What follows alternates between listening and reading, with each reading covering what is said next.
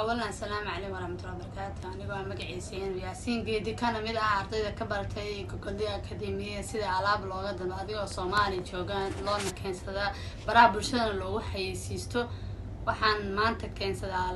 alaabtii labaad anoo hore ugu keensada diyaarad alaabteedii hore alaabtii labaadna hadda maanta ku keensada markab waxaan hortiin ku furiganaa alaabta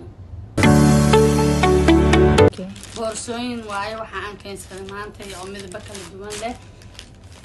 waxaan ugu hore boorsada ugu horeysaan soo bixiyay waa tanaan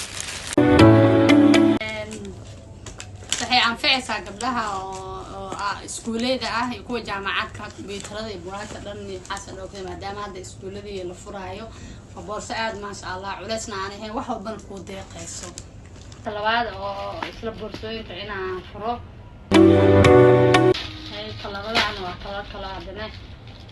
cajiib ah فاشنا وقرح بدن عن دحديدن waa taasa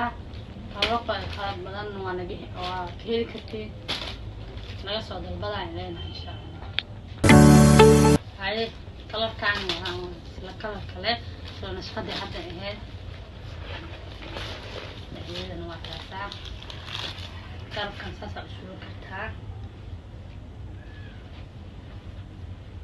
wala soo aan insha Allah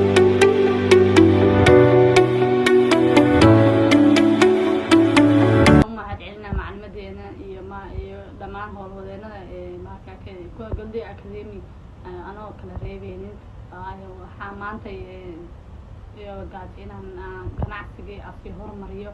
oo waxa waaye dalabaad fiican aan keensano waxa waa xirfad hada barto waxa kale oo ka hareyno waaye marka waxaan dhilaada ardayda Soomaaliyeed inay Gabdhiga ku soo biiraan insha Allah kulay ay leeyihiin